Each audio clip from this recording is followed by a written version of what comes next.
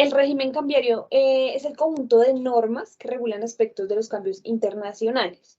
Los cambios internacionales se pueden definir como las transacciones con el exterior que impliquen pago o transferencia de divisas o títulos representativos de las mismas. De acuerdo al régimen cambiario colombiano, existen dos mercados, el mercado regulado y el mercado libre.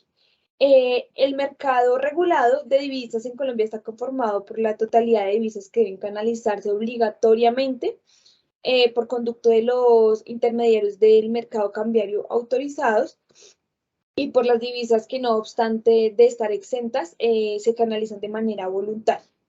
El mercado cambiario colombiano se maneja única y exclusivamente a través de dos canales autorizados legalmente. El primero es el canal suministrado por los intermediarios del mercado cambiario y el segundo es el canal de las cuentas de compensación registradas ante el Banco de la República. Por otro lado, el mercado libre está constituido por el resto de operaciones que son obligatoriamente canalizables a través del mercado cambiario, como es el caso, por ejemplo, de los pagos por la prestación de servicios y la transferencia de divisas por concepto de donaciones. Estas divisas, por concepto de transferencia, de donaciones, perdón, este tipo de operaciones están exentas de reporte ante el Banco de la República. Los residentes pueden construir libremente depósitos en cuentas corrientes en el exterior y afectar a través, y efectuar a través de estas cuentas de cualquier operación de cambio, distintas de aquellas operaciones obligatoriamente canalizables a través del mercado cambiario.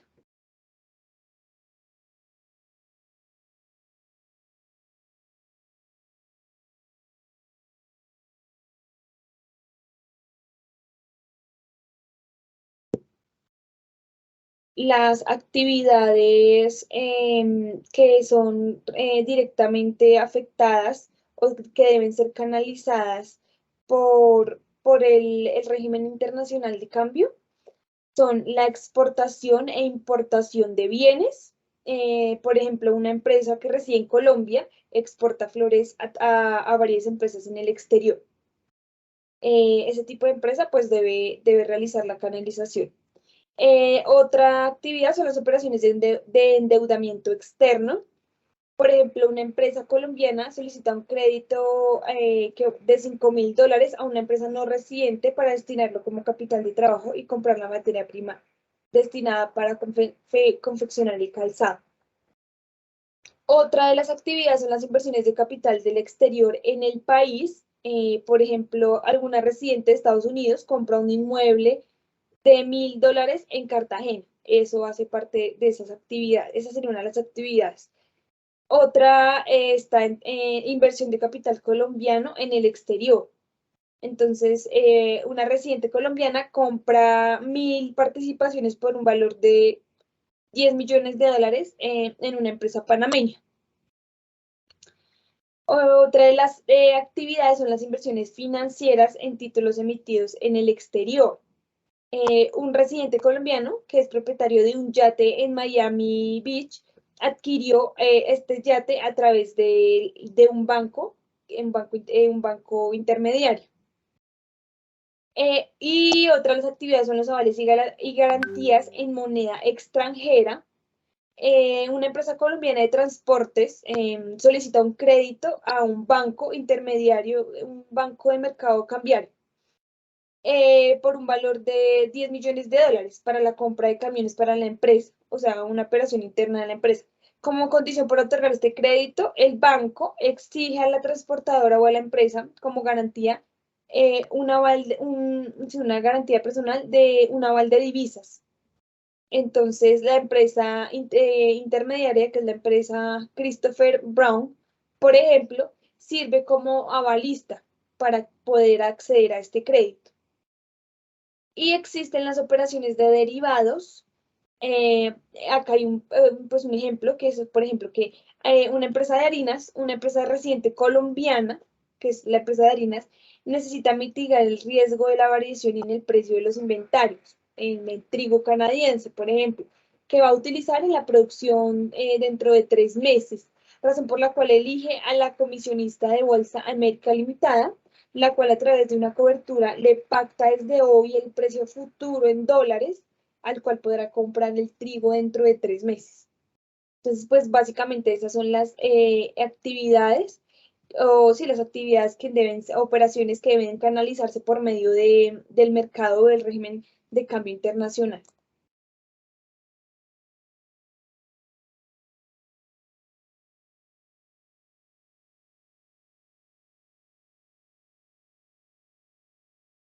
La exportación de bienes es una operación obligatoriamente canalizable a través del mercado cambiario y para este efecto deberá diligenciarse un formulario número 2, declaración por cambio de exportación de bienes. Los residentes en Colombia deberán canalizar a través del mercado cambiario las divisas provenientes de sus exportaciones, incluidas las que reciban en efectivo directamente del comprador del exterior. Dentro de los 6 meses siguientes a la fecha de su recibo correspondientes, tanto a exportaciones ya realizadas como a las recibidas en calidad de pago anticipado por futuras exportaciones de bienes, se considera que recibieron divisas por concepto de anticipo. Si estas son canalizadas a través del mercado cambiario, antes del embarque de la mercancía, el proceso de la importación empieza con el registro ante la Cámara de Comercio y la DIAN. Pasa por procesos también como el envío de la cotización, aceptación y establecimiento de pago, contratación de transporte y seguro, ingreso a zona de mercancía de zona primaria aduanera y finaliza con el reintegro del pago de exportación y diligenciamiento de la declaración del cambio.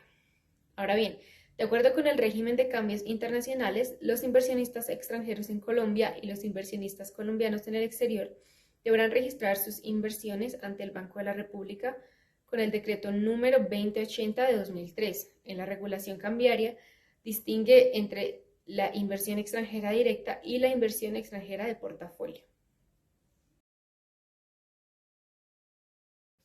Para la importación de bienes, los residentes en el país deberán canalizar a través del mercado cambiario los pagos para cancelar el valor de sus importaciones para estos efectos.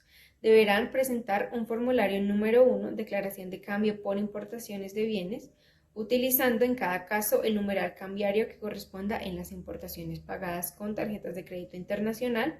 Los importadores deberán presentar el mismo formulario al momento de efectuar el pago al intermediario del mercado cambiario o de canalizar al exterior por conducto de este o por cuenta de compensación. El proceso de importación empieza con el registro ante la Cámara de Comercio y la DIAN y también pasa por procesos como la solicitud de cotización internacional, aprobación de licencias previas, expedición de certificado de origen y termina como el reembolso del pago de la importación y el diligenciamiento de la declaración de cambio.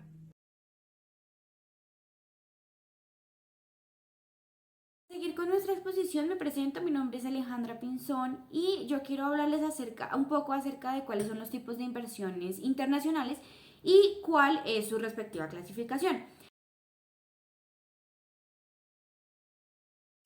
Bueno, en primer lugar tenemos la inversión directa. Estas son los aportes provenientes del exterior de propiedad de personas extranjeras al capital de una persona y la adquisición con ánimo de permanencia de participaciones, acciones o cuotas en el mercado de valores. Sus formas más generales son: en primer lugar está la importación de divisas libremente convertibles para inversiones en moneda nacional, como la creación de empresas o como aporte directo de capital a una empresa o adquisición de derechos, acciones u otros valores. En segundo lugar, tenemos la importación de maquinaria, equipos u otros bienes físicos o tangibles aportados al capital de una empresa como importaciones no reembolsables. También tenemos, en tercer lugar, la importación de divisas libremente convertibles para efectuar inversiones en moneda nacional distintas a la compra de inmuebles para residencia propia o vivienda de funcionarios u oficinas de personas jurídicas extranjeras.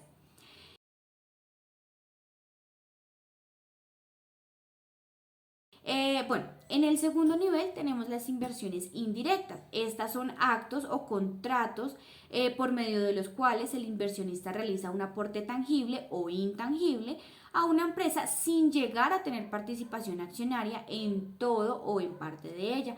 siempre y cuando las rentas que la inversión genere para su propietario dependan de las utilidades generadas por la empresa.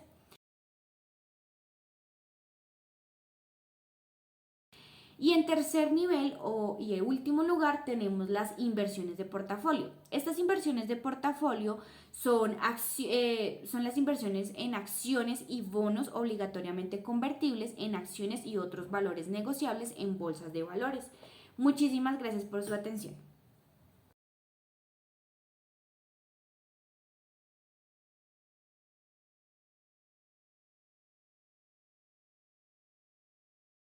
Las autoridades administrativas encargadas de vigilar el cumplimiento del régimen cambiario y de inversiones internacionales son tres. La primera es la Superintendencia de Sociedades, la cual controla y vigila las inversiones internacionales realizadas por personas naturales y jurídicas. Así también vigila las operaciones de endeudamiento externo realizadas por empresas, sociedades públicas y o privadas. La segunda es la Superintendencia Financiera, que se encarga de la supervisión de intermediarios del mercado cambiario en nuestro país. Y la tercera es la Dirección de Impuestos y Aduanas Nacionales, por sus siglas conocida como la DIAN, quienes controlan y vigilan la financiación, las operaciones y los gastos asociados a la importación y exportación de bienes, el cumplimiento de obligaciones de los titulares de cuentas registradas bajo este mecanismo, también bajo el mecanismo de compensación, todas las actividades de los profesionales de compra y venta de divisas y la vigilancia de otras operaciones del régimen cambiario que no sean de competencia de otra entidad, es decir, una competencia residual cambiaria. Todas estas entidades son importantes porque ayudan, controlan, organizan y ejecutan de correcta manera todos los sistemas de cambio e inversiones internacionales en Colombia. Mi nombre es Juan José Huertas y voy a hablar acerca del rol que tiene el Registro Nacional de Valores y Emisores. El Registro Nacional de Valores y Emisores es un servicio de registro obligatorio, cuyo objetivo es el de inscribir las clases y tipos de valores, junto con los emisores y las emisiones que realicen. Aquellas entidades interesadas en realizar una oferta pública de sus valores o someterlos a un sistema de negociación tienen como requisito obligatorio inscribirse en el RNBE. Con esto, la RNBE o el Registro Nacional tiene como objetivo tener un control de los emisores y la veracidad de información que exponen a sus inversionistas interesados. A través del RNBE, los inversionistas podrán consultar vía Internet acerca de la situación económica, financiera y jurídica de los emisores e intermediarios. Es así como cualquier persona interesada en invertir en el mercado público de valores puede consultar dicha información en la página del RNBE. Antes de invertir en algún valor, acciones, bonos, papeles comerciales y demás, se debe verificar si la entidad emisora está autorizada para emitirlos. Esta se verifica y se puede realizar directamente en el RNBE.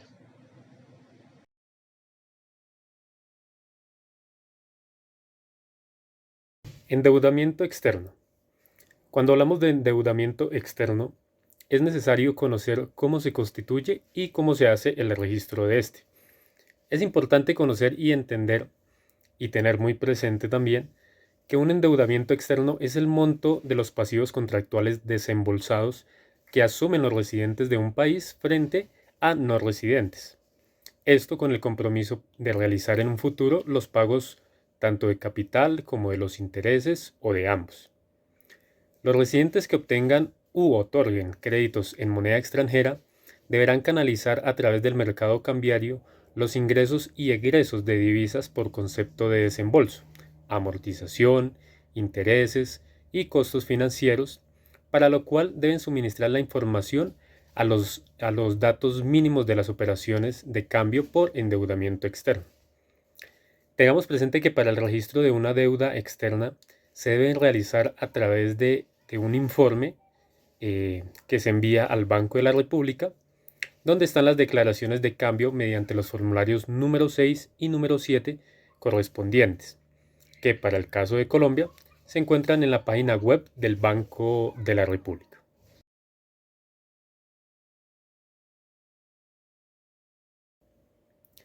En Colombia se han establecido unos controles cambiarios, para lo cual es importante conocer el propósito de estos controles y el impacto que estos pueden generar, que de acuerdo a nuestra posición pueden ser positivos o pueden ser negativos. En Colombia, las normas en cuanto al sistema cambiario surgen a partir de la Constitución Política de 1991, en la cual se establece al Banco de la República como el ente regulador de la moneda, con la obligación de mantener el poder adquisitivo de la misma en dicha Constitución Política. También se establecen cuáles son esas operaciones que entran a formar parte del mercado cambiario y cuáles no forman parte de este. En Colombia, el mercado cambiario ha evolucionado con el paso del tiempo. Con los años hemos convivido con una normatividad cambiaria la cual se ajusta a la política monetaria del momento, pasando por diferentes regímenes cambiarios como lo han sido el régimen de tasas fijas, el crawling peg o mini devaluaciones, la banda cambiaria y la tasa de cambio flexible. El régimen cambiario tiene por objetivo promover el desarrollo económico y social y el equilibrio cambiario, a fin de proporcionar la internacionalización de la economía colombiana, también pues promover, fomentar y estimular el comercio exterior de bienes y servicios, facilitar el desarrollo de las transacciones corrientes en el exterior, estimular la inversión de capitales en el exterior del país, aplicar los controles adecuados a los movimientos de capital, buscando siempre el nivel adecuado de reservas internacionales y coordinar las políticas y regulaciones cambiarias con las políticas macroeconómicas.